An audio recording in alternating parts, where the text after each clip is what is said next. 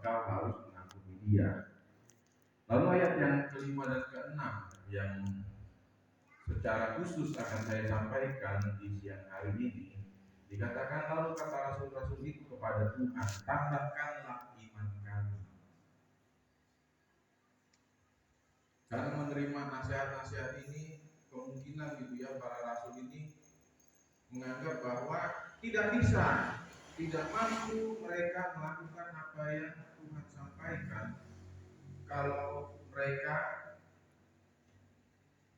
dikatakan di sini tambahkanlah iman kami, seolah-olah mereka belum cukup, belum siap gitu ya untuk menerima hal-hal yang harus dikerjakan. Oleh sebab itu mereka katakan tambahkanlah iman kami. Tetapi jawab Tuhan dikatakan kalau sekiranya kamu mempunyai iman sebesar biji sesawi saja, kamu dapat berkata kepada pohon ara ini, terbangunlah engkau dan tertanamlah di dalam laut, dan ia akan taat kepadamu. Amin. Amin. Yang firman Tuhan ajarkan itu kita tidak perlu muluk-muluk memiliki iman percaya kepada Tuhan. Dikatakan sebesar biji sesawi. Kalau di Indonesia ini dikenal nggak ya biji sesawi ini? Saya ambil gambaran dia kayak ini, kayak bibit apa? Bayam ya. Tahu bibit bayam? Kecil-kecil, hitam. Ya tahu ya. Cara ininya ya ditabur. Kalau kami dulu diajarkan di sekolah misi, yang nanam bayam, nanam ini. Kalau biji kangkung itu agak besar, tapi kalau biji sesawi ini bahkan dia lebih kecil daripada biji kangkung. Dengan iman sebesar biji sesawi, kita seharusnya sudah bisa melakukan hal-hal yang luar biasa. Saya kasih gambarannya ini, Bapak Ibu. Bapak Ibu pernah lihat gedung yang paling besar itu gedung apa? Kalau di Jakarta banyak ya gedung-gedung yang tinggi. Nah, untuk membuka gedung yang tinggi ini hanya membutuhkan gedung yang besar ini hanya membutuhkan kunci yang kecil ya. Bapak Ibu punya rumah sebesar apapun, bahkan kalau di depan ini ada toko talenta, sebesar itu pun toko talenta, yang dibutuhkan untuk membuka toko talenta ini hanya kunci yang kecil. Nah, di dalam pengajaran ini Tuhan sedang ingin mengajarkan kepada kita bahwa banyak hal-hal yang besar, banyak perkara-perkara yang besar yang bisa kita buka, yang bisa kita selesaikan, yang bisa kita raih, yang bisa kita dapatkan itu hanya dengan percaya kita yang kecil. Ya. Tuhan nggak ajarkan sama kita, kalau kamu mau jadi muridku, kamu harus punya iman seperti Bapak Abraham, leluhur kamu. Karena Bapak Abraham dinamai Bapak orang percaya. Kalau kita mungkin ditantang untuk mempersembahkan anak kita, coba kalau memang kau mengasihi Tuhan, korbankan anakmu. Kalau saya mungkin ya nggak sanggup gitu kalau itu tuntutan Tuhan. Oleh sebab itu Tuhan ajarkan kepada murid-muridnya, punya dulu iman sebesar biji sesawi. Itu pun sudah cukup bagimu untuk melakukan perkara-perkara yang luar biasa. Kenapa saya membawakan tentang iman ya? Coba kita lihat di dalam Lukas 18 ayat yang ke-8.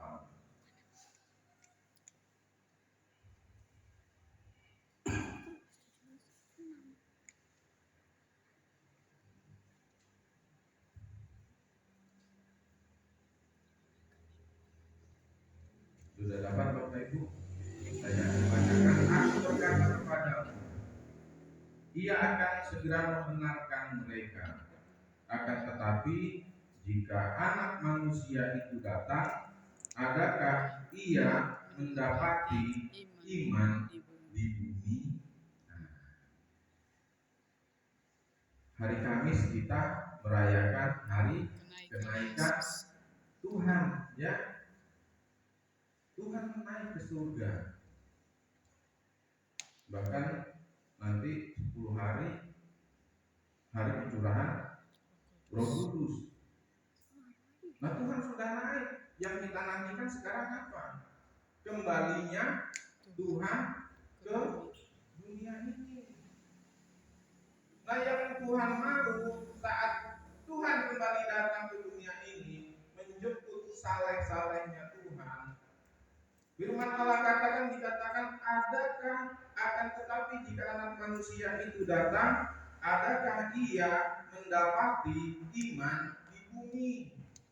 Nah, iman ini yang harus senantiasa kita pertahankan, ya.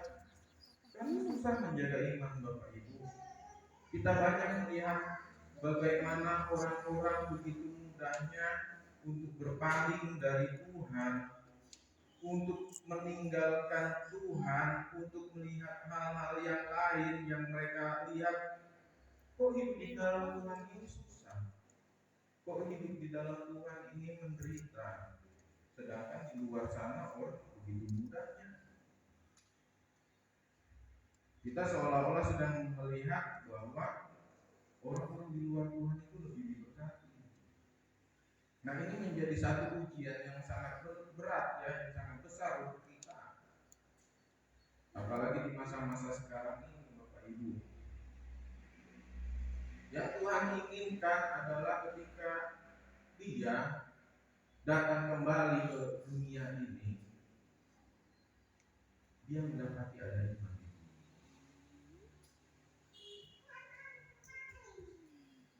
Dalam Amsal 11 ayat ke-4, firman Allah katakan,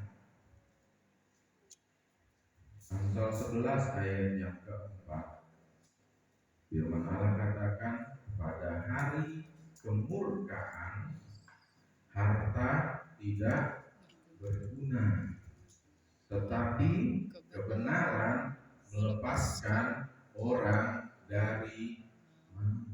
Kebenaran yang seperti apa? Banyak kebenaran di muka bumi ini, Bapak Ibu, ya. Kalau kita lihat, mungkin kita nggak bisa hafalkan kitab undang-undang hukum pidana, kitab undang-undang hukum perdata, belum lagi ada hukum adat, belum lagi hukum di dalam masyarakat, ya. Seseorang yang berbuat jahat, dia belum tentu masuk penjara, tetapi dia akan mendapat hukuman dari masyarakat. Apa itu namanya, ya? Ada seringkali itu, ya kan? Ya pasti orang itu ya kayak gitu. Misalkan dia suka mencuri, ya udah selamanya orang akan kasih cap sama dia, orang ini suka mobil, suka mencuri, suka ini dan lain sebagainya. Capnya itu pasti sudah nempel. Orang ini suka utang, gitu ya, terkenal. Setiap hari beberapa pelecitnya datang ke rumah dia untuk menagih. Itu sudah dikenal, itu sudah dicap, dan itu kebenaran yang ada. Tetapi yang ayat Amsal sampaikan di dalam kebenaran firman Tuhan ini dikatakan pada hari kemurkaan harta tidak berguna, tetapi kebenaran melepaskan orang dari maut. Kebenaran di dalam Yesus Kristus. Amen. Yang bisa melepaskan kita dari maut, bukan harta kita, bukan kedudukan kita, bukan kekuasaan kita. Ya, firman Allah katakan kebenaran yang bisa melepaskan kita dari maut. Oleh sebab itu, sangat penting menjaga iman kita, percaya kita kepada Tuhan, untuk bisa pertahankan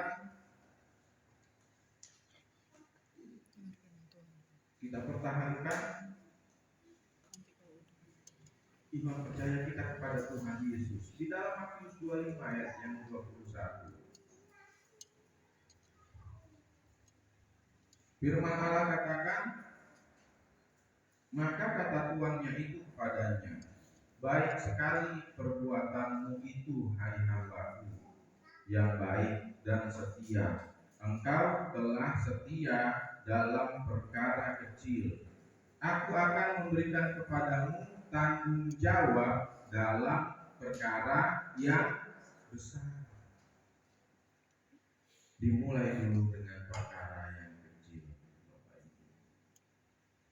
Allah katakan kalau kita sudah setia di dalam perkara-perkara yang kecil yang Tuhan serahkan kepada kita, maka Ia akan memberikan tanggung jawab kepadamu dalam perkara-perkara yang besar. Amin Bapak Ibu. Amin. Gambarannya gini Bapak Ibu. Kalau kita dimampukan Tuhan, baru memiliki mungkin kendaraan yang enggak begitu bagus dulu, tapi kendaraan yang enggak bagus ini kita rawat, kita openi. Kalau motor kita bersihkan, kita lihat apanya yang kurang, perlu diserviskan dan lain sebagainya. Pokoknya kalau orang Jawa bilang kita telapeni apa yang ada sama kita, ya. Mungkin Tuhan izinkan kita punya rumah yang jelek dulu sama kita, tetapi dengan rumah yang ada, yang mungkin orang bilang nggak bagus rumah ini gini-gini dan lain sebagainya, tetapi kalau kita telapeni, kita rawat rumah itu, kita jaga kebersihannya dan lain sebagainya, maka Allah akan mempercayakan hal-hal yang lebih lagi dari itu. Amin. Kalau kita dikasih yang jelek saja bisa kita baguskan, apalagi kalau kita dikasih yang bagus. Bapak Ibu jangan salah loh, kita kalau ngelatih, misalkan ngelatih anak, gak usah lah dulu bereskan seluruh bagian rumah, kamarnya saja. Oh kita lihat kamarnya masih berantakan gini-gini, dia belum bisa diberi tanggung jawab di dalam perkara-perkara yang lebih dari itu. Bahkan ada pedoman-pedoman orang sukses itu gitu. Kalau orang itu dilihat sudah sukses atau belum, lihat saja waktu dia bangun, tempat tidurnya apakah dirapikannya, selimutnya dilipat lagi dan lain sebagainya. Dari situ kedisiplinan itu dimulai, ya, bukan dari hal-hal yang besar. Dari hal-hal yang kecil yang Tuhan percayakan. Kita lah kalau memberi barang kepada seseorang, kita lihat barang yang kita berikan ini dirawat, ya, senang kita kan. Nanti tak kasih lagi yang lebih dari itu, karena dia sudah bisa menjaga barang yang saya berikan. Begitu juga Tuhan dengan kita. Begitu juga dengan iman percaya kita. Kalau iman yang kecil ini kita upayakan, kita jaga, bahkan kita rawat, maka Tuhan akan percayakan lagi hal-hal yang luar biasa dalam hidup kita. Amin. Ya. Saya nggak pernah terusik Bapak Ibu. Mau saya pakai motor yang jelek, mau saya pakai motor yang bagus, mau saya pakai sesuatu barang yang biasa saja, itu nggak ada mempengaruhi. Karena barang-barang ini tidak mempengaruhi nilai diri saya. Ya. Kadang barang apapun nempel di badan saya ini orang lihatnya pasti barang yang mahal harganya. Karena yang dilihat bukan barangnya, tapi nilai kita, orang yang memakainya. Begitu juga dengan Tuhan menilai kehidupan kita. Kalau kita sudah dipercayakan hal yang kecil, kita sudah sanggup, maka cepat atau lambat Tuhan akan percayakan perkara-perkara besar. Amin. Dalam hidup kita. Ya. Kalau kita belum pernah punya usaha, jangan pernah membayangkan, saya maunya punya usaha yang langsung besar. Nggak bisa. Karena usaha yang besar itu memerlukan pengelolaan yang lebih rumit, ya. Jadi Tuhan akan ajarkan sama kita, lakukan hal-hal yang kecil, setialah dalam hal-hal yang kecil, maka Tuhan akan percayakan hal-hal yang besar pada kehidupan kita. Amin Bapak Ibu. Firman Allah katakan, iman timbul dari pendengaran akan firman Kristus. Amin. Nah, itulah yang merawat iman kita. Jadi dalam keseharian kita, dalam hal-hal apapun yang kita kerjakan, zaman sekarang ini ya lebih dipermudah lagi. Di dalam bekerja pun kita bisa pegang handphone. Di sini ada bisa diisi sama Alkitab elektronik. Waktu-waktu luang kita mungkin ada jam istirahat kita, ada waktu kita lereng gitu ya. Coba baca kebenaran firman Tuhan ini. Di dalam Mazmur katakan, berbahagia orang yang merenungkan firman itu siang dan malam. Nah, jangan Bapak Ibu Saudara sekalian cuma dengarkan firman Tuhan, cuma baca Alkitab itu waktu di gereja, pas waktu di ibadah-ibadah rumah tangga. Tetapi di dalam keseharian kita harus kita mulai, harus kita latih, kita sempatkan diri kita baca kebenaran firman Tuhan. Karena iman itu timbul dari pendengaran akan firman Kristus. Bukan akan hal-hal yang sembarangan ya. Kalau kita setiap hari dengarnya gosip, ya kita akan jadi tukang gosip Bapak Ibu. Ya, betul nggak?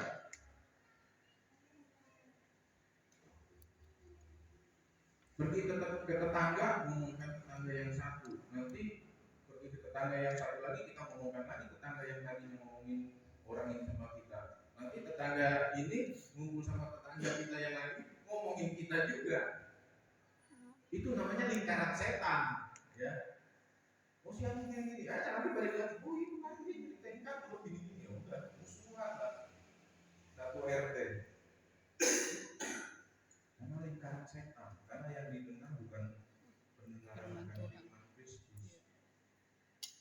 Sehingga imannya nggak timbul-timbul. Makanya nggak aneh kalau orang yang hanya dengan dengar firman waktu di gereja saja tidak menyempatkan dirinya, maka imannya saya yakin tidak akan terpilih.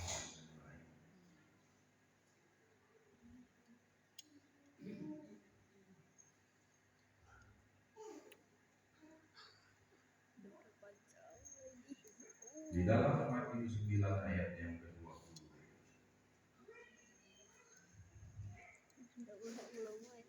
Di sini firman Allah katakan, pada waktu itu seorang perempuan yang sudah 12 tahun lamanya menderita pendarahan maju mendekati Yesus dari belakang dan menjamah jubahnya. Karena katanya dalam hatinya, asal jamah saja jubahnya, aku akan sembuh. Jubah. Mungkin kalau perempuan tahu ya, kalau suka pakai selendang, ya di ujungnya itu ada kayak renda-rendanya, kayak ada tali-talinya yang lebih. Nah itulah jubah. Nah iman orang yang perempuan yang sakit pendarahan ini sudah 20 tahun. Bapak Ibu bayangkan sakit 5 tahun saja, kalau itu sakit parah pasti sudah menghabiskan banyak biaya. Ini sampai 20 tahun. Mungkin hartanya sudah habis dan lain sebagainya, dan alternatif terakhir yang dia pikirkan adalah bagaimana caranya aku bisa memegang jubahnya Yesus. Rendah hati sekali, tetapi manusia memang harusnya seperti itu. Tunggu dulu hancur, tunggu dulu habis, ya. tunggu dulu tidak berdaya, baru datang sama Tuhan. Kalau Daud mengatakan Tuhan itu berkenan kepada hati yang hancur. Tak kau pandang hitam hati yang hancur. Tapi dengan iman yang mungkin tertinggal sebesar biji sesawi ini, perempuan ini datang mendatangi Yesus dari belakang, dikatakan, asal jamah saja jubahnya, aku akan sembuh. Dan itu terjadi. Dan itu mukjizat yang mungkin tidak pernah kita pikirkan di saat-saat kegentingan dalam hidup kita. Kalau kita nggak punya Tuhan, kalau orang sudah terlanjur genting, pasti alternatif terakhir apa? Bunuh diri, Bapak Ibu. Belum lama ada seorang pria yang ternyata dia main judi slot. Terlalu banyak hutangnya. Sampai akhirnya dia cerita ke istrinya, kalau nggak salah ya ceritanya. Dia cerita ke istrinya, sampai miliaran dia hutang di judi slot itu, Bapak Ibu. Dan dia nggak bisa selesaikan, akhirnya dia gantung diri. Itu alternatif kalau orang yang tidak mengenal kepada Tuhan. Tetapi kalau kita mengenal kepada Tuhan, ini istimewanya kita. Bahkan Tuhan ajarkan pun, iman yang paling kecil sekalipun itu bisa menyelamatkan kehidupan kita. Dijamah jubah-jubah Yesus. Waktu Yesus berjalan di atas air, murid-murid katakan, oh itu hantu. Tapi Yesus katakan, bukan hantu Tuhan. Nah Petrus yang waktu itu mungkin ya imannya lebih besar dari biji sesawi ya, ditantangnya Yesus, kalau benar engkau Tuhan, suruhlah aku berjalan di atas air.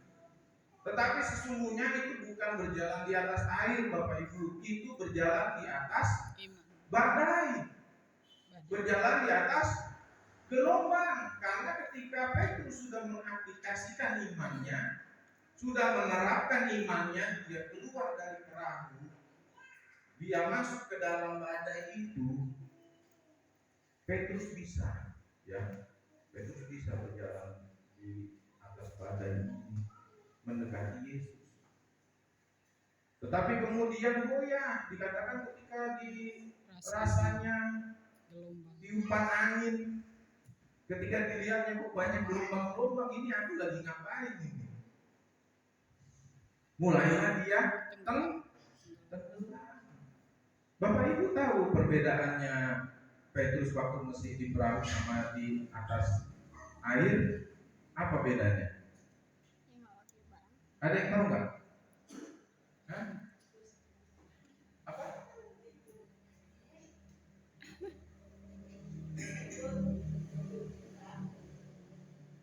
Tidur di perahu? Enggak, bukan tidur di perahu. Jelas itu perbedaannya itu. Coba apa perbedaannya? Petrus ada di perahu dengan Petrus ada di atas air. Apa perbedaannya? Perbedaan sempat. Ayolah jawab. Bedanya Bapak Ibu, kalau di perahu itu ada pijakannya. Iya, kita kan di atas kayu. Itu bedanya, di atas air.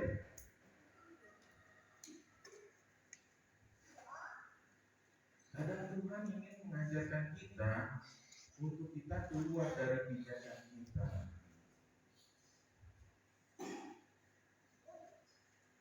Keluar dari zona nyaman kita, Bapak Ibu. Keluar dari kepastian hidup ini. Gambarannya gini lah, kalau orang miskin terus dapat undian, kalau zaman dulu ada yang namanya SDSB ya.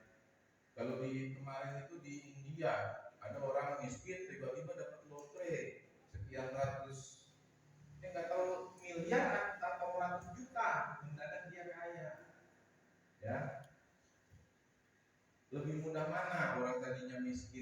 kaya atau orang yang tadinya kaya jadi miskin?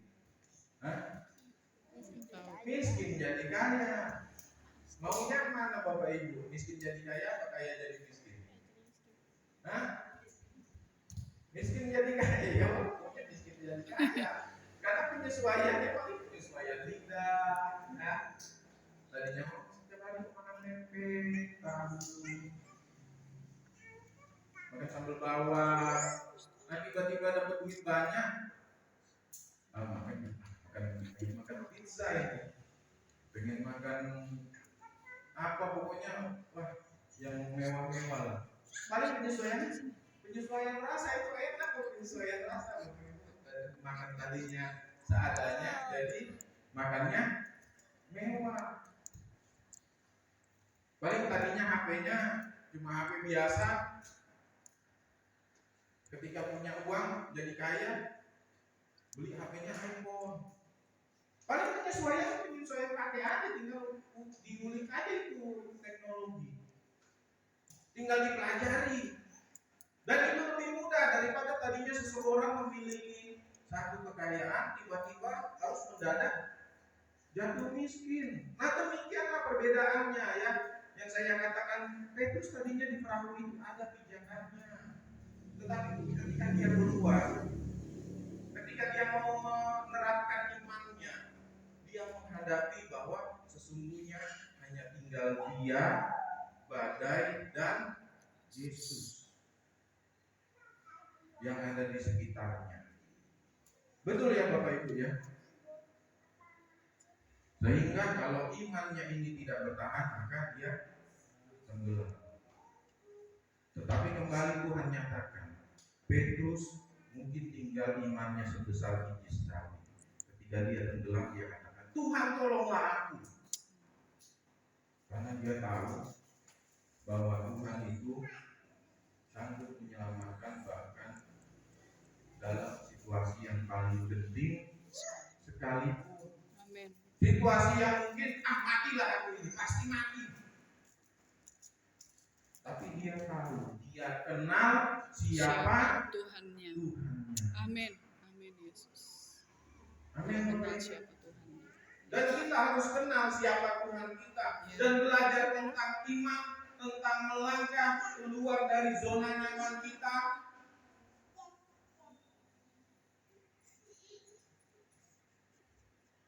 Itu harus kita alami. Dan Tuhan mau ajar ketika maut sudah mengancam kehidupanmu, iman sebesar biji sawi ini yang menyelamatkan. Bukan hartamu, bukan, tapi kebenaran yang ada padamu, Yesus Kristus yang ada padamu, Dia yang akan menyelamatkan. Ya. Saya mau bersaksi Bapak Ibu, tahun 2023 di awal kemarin saya bersaksi ya, waktu Desember itu saya tiba-tiba yang saya bilang, tadinya saya udah takut sama Arta. Tahun 2023 itu anak saya Vanessa masuk SMA dan anak saya Rafael itu masuk SMP. Kami nggak punya tabungan sedikit pun. Karena kan kami usaha yang kami jalankan memasuki awal tahun itu, ya tahu sendiri ya, semua kita merasakan. Tapi yang saya sampaikan kemarin itu, ada orang yang memberikan sama kami beras 3 karung, bahkan saya tidak tahu dan tidak menyangka itu akan menjadi sama saya. Dan itu yang saya imani. Sebelum 2023 saja Tuhan sudah nyatakan, dan saya yakin tahun 2023 Tuhan akan menuntun hidup saya. Saya mau saksikan gini Bapak Ibu, semenjak saya pulang ke Riau datang ke Jawa ini, mungkin gambarannya seperti Petrus keluar dari perahu, terus terang bawa anak 4, sudah masa sekolah semua, dan saya nggak punya apa-apa. Ya tabungan ada, cuma kalau dipakai setahun 2 tahun, kalau nggak punya penghasilan apapun, terus iya. saksikan di mimbar ini sekarang bahwa sampai bulan Mei ini yang saya lihat, kemarin istri saya pernah bersaksi, ya, dia sempat nangis, dia katakan sama saya, jangan fokus kerjaan. Saya nggak lihat kamu menjadi orang yang bisa untuk cari banyak duit. Nah, saya berpikiran, Bapak Ibu, kalau dulu saya jadi hamba Tuhan, saya doa setiap ini. Tapi sekarang kan tanggung jawab saya mau pengen anak-anak saya. Tapi ketika saya aplikasikan iman saya, ketika saya terapkan, saya berdoa kepada Tuhan, saya terus bersekutu dengan Tuhan. Tahu Bapak Ibu, hari ini saya bisa katakan tahun 2023 ini tahun dimana ditandai dengan Indonesia ini dilanda krisis. Di tahun ini saya paling yakin menjalani hidup bersama Tuhan. Iya, banyak hal yang nggak saya bisa bayangkan. Rumah yang kami beli, Bapak Ibu, kondisi gentengnya itu banyak yang hancur sudah, remnya, kasur-kasurnya. Saya butuh perbaiki talang. Ininya belum diplafon, Bapak Ibu. Kelelawar itu banyak di atas. Kami tidur, saya sama Hatta itu tidur cuma was-was ada kelelawar jatuh.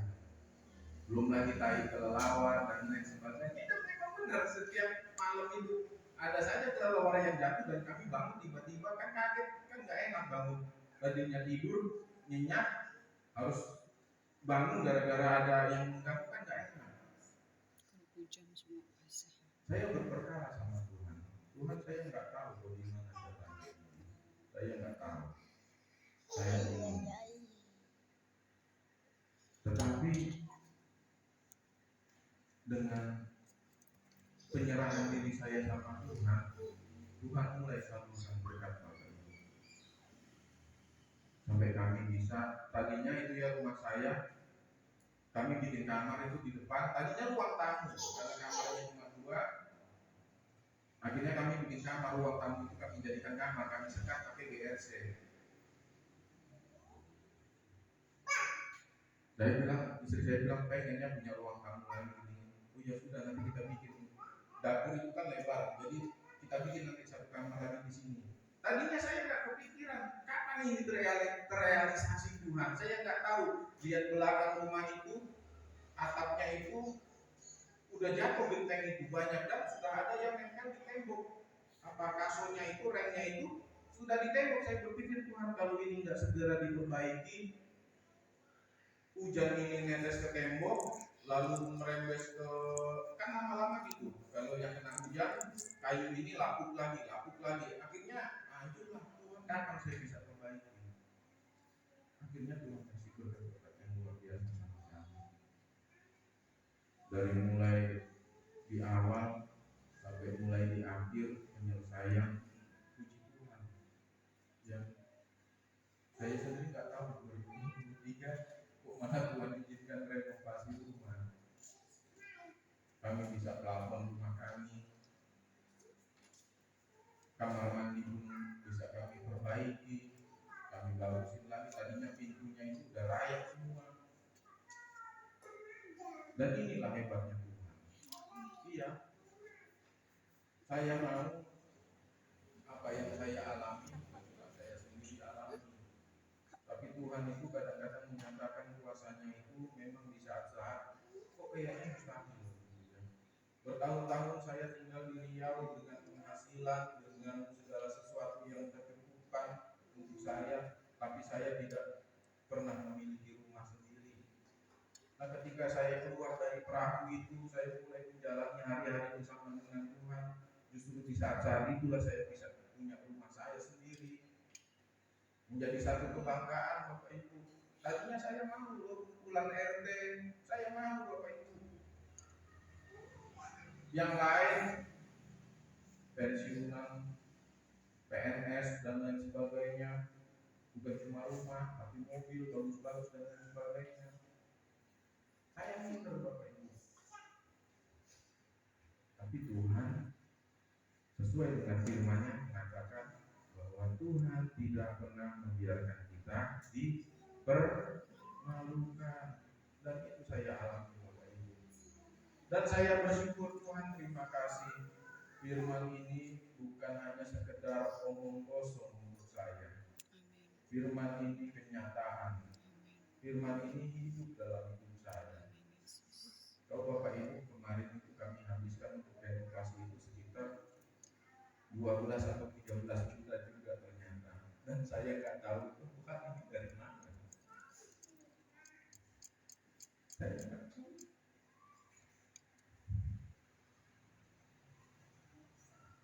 Saya nggak tahu. Tuhan ini dari mana? Sampai selesai saya total-total sama istri saya. Sakit sendiri juga ya. Bahkan nanti kalau Indonesia sama Rafael daftar ke SMP, ke SMA, kami udah nggak tahu. Tuhan sudah sediakan. Iya. Saya bilang sama Malaysia, nanti mau kuliah di mana? Mulai dari kelas 1 SMA ini kamu pergumulkan sama Tuhan. Jangan pas kelas 3 SMA kamu nanti baru bertemu Tuhan mau kamu kuliah di mana? Jangan. Nah, dari sekarang istri saya kemarin sampaikan bahwa kita diperlengkapi dengan perbuatan baik dan Allah sedang mempersiapkan hal-hal yang baik itu untuk kita. Ya, saya katakan sama Pak Nisa, jangan nanti nak bergumulnya sekarang sampai nak begitu nak.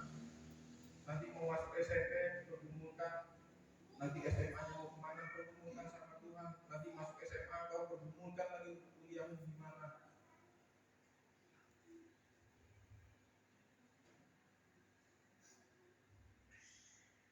Iman itu bekerja dalam hidup kita. Allah katakan Allah turut bekerja dalam segala sesuatu untuk mendatangkan kebaikan bagi kita, bagi orang-orang yang mengasihi Dia, yang mau hidup sesuai dengan rencananya.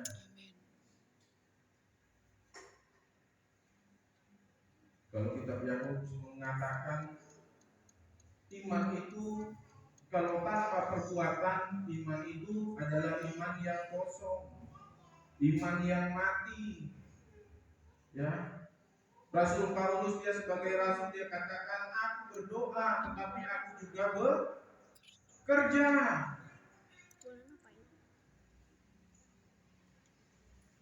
Saudara yang bekerja, kuatkan imanmu dan perbaiki cara kerjamu.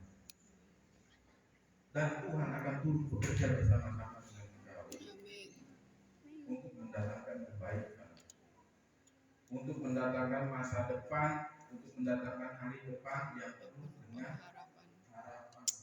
Dan itu jadi Tuhan Bapak Ibu.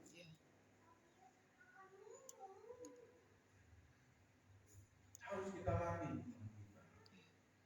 Kita berdoa, kita bekerja untuk mempertajam iman kita lagi, memperkuat iman kita lagi di sela-sela pekerjaan kita baca firman Tuhan. Kita akan lihat ayat yang terakhir.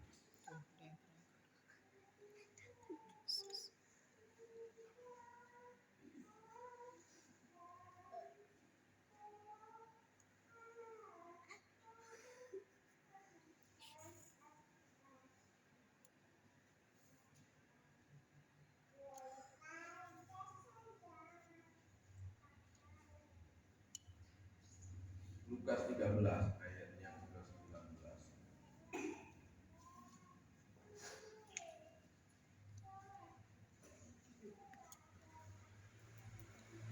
Kita baca sama-sama kebenaran firman Tuhan. Lukas 13 ayat 19.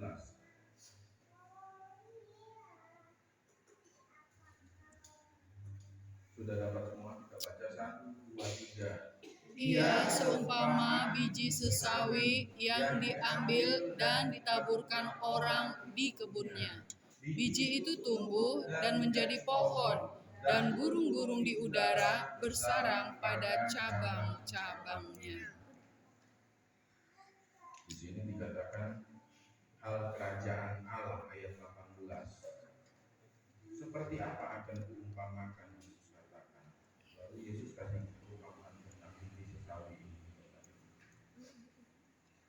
biji sesawi ini ketika dia ditanamkan, firman Allah katakan ketika dia tumbuh menjadi pohon. Pohon yang berakar dengan kuat, yang bertumbuh dengan sangat besar. Lalu efek daripada biji sesawi ini dikatakan bahkan ketika dia menjadi besar, dia menjadi sarang bagi burung-burung. Ya, seperti itu harus kita aplikasikan iman kita. Harus kita terapkan iman kita. Tuhan gak izinkan, firman Allah katakan kita akan menjadi kepala dan bukan menjadi ekor.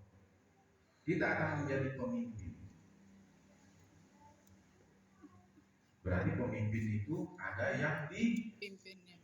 Naungi, iya ada yang dipimpin ya. Nah ketika kita mempersiapkan diri kita dengan iman kita yang sebesar biji sesawi ini, ketika kita membangun sesuatu dari iman kita ini, ketika kita sudah menjadi kuat, menjadi kokoh, maka akan ada orang-orang yang kita naungi, orang-orang yang kita pimpin. Bahkan mungkin ada orang-orang yang menyandarkan hidupnya pada kita. Karena itulah inti kehidupan kita. Allah mau kita menjadi berkat, Allah mau kita menjadi saluran berkat. Amin Bapak Ibu. Amin. Haleluya. Setiap ada perkara yang kecil maka Allah akan memberikan kepada perkara yang besar. Dan saya mau transferkan ini sama Bapak Ibu Saudara semua. Firman Allah ini tidak pernah bohong. Firman Allah ini tidak pernah dusta. Bahkan saya sama istri saya targetkan, kami targetkan lagi kehidupan kami. Oh berikutnya seperti ini, berikutnya seperti ini. 2023 ini saya yakin Tuhan akan menolong kehidupan saya. Dan saya berharap Tuhan juga akan menolong kehidupan kita. Amin. Pak De Salimin, ya Pak De ya, iman itu cuma sebesar biji sesawi ya Pak De. Tapi sebesar biji sesawi itu yang bisa membuat Pak De menjalani 6 kali kemoterapi. Yesus, haleluya, luar biasa. Saya salut sama Pak De. Kawan saya Pak De menjalani kemoterapi. Dia masih muda, mesti umur sekitar 50 tahunan. Tahu Pak De cuma 2 kali kemoterapi. Fisiknya itu nggak kuat Pak De. Saya sering ngobrol sama Mbak Meni. Aduh Mbak, kok jalan alternatifnya kok kemoterapi itu keras Mbak. Saya bilang, iya yo, cuma saya nggak ada pilihan. Saya ngomong sama Mbak Meni, Pak De, Mbak Meni, kurangi kekhawatiranmu ya, tambahkan imanmu, saya bilang. Tambahkan imanmu. Pertama saya tanya sama Mbak Meni, gimana Mbak Meni? Kemo pertama. Puji Tuhan ya, kondisi Pak De sehat. Pak De biasanya orang kemoterapi itu rambutnya rontok Pak De. Ya, coba lihat rambut Pak De itu. Enggak itu ada itu Pak De. Enggak bisa orang kemoterapi itu rambutnya enggak bisa tumbuh. Tapi itu yang Tuhan nyatakan, iman sebesar biji sesawi. Pak De udah umur berapa? Udah umur 80 tahun lebih. Dengan kondisi yang seperti ini, kita bisa melihat ya ini iman sebesar biji sesawi. Haleluya Yesus. Yang diterapkan oleh Tuhan. Ya. Bahkan kita punya ibu gembala senior ya, udah dari tahun-tahun yang lalu udah mengalami sakit yang begitu berat. Tapi Tuhan sayang.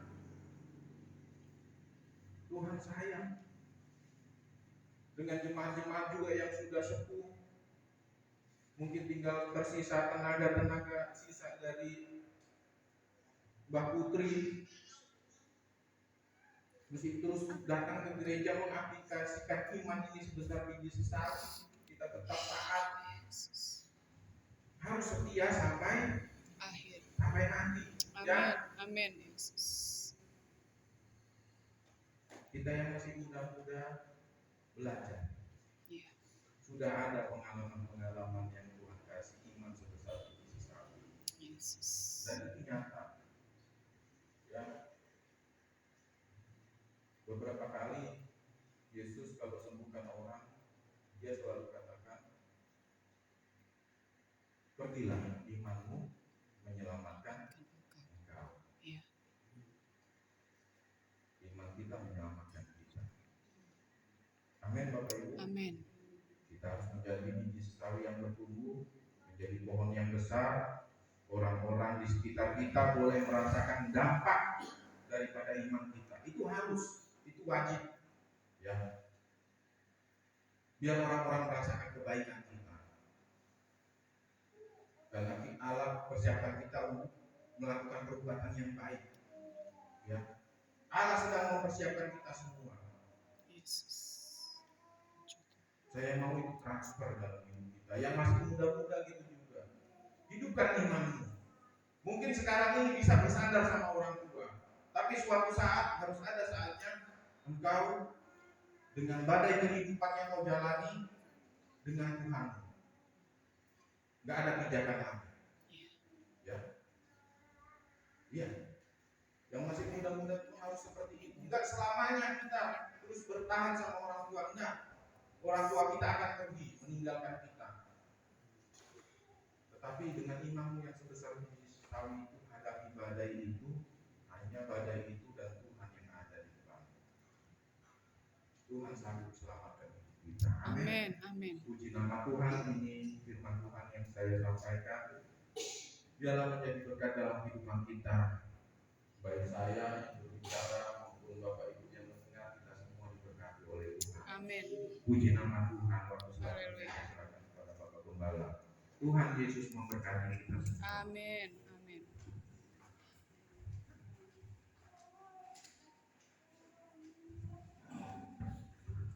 Puji Tuhan, Bapak Ibu Saudara yang kasih Tuhan. Saya percaya setiap kita pada hari ini diberkati oleh Tuhan. Amin. Amin. Kuatkan iman kita dalam setiap apa yang kita hadapi.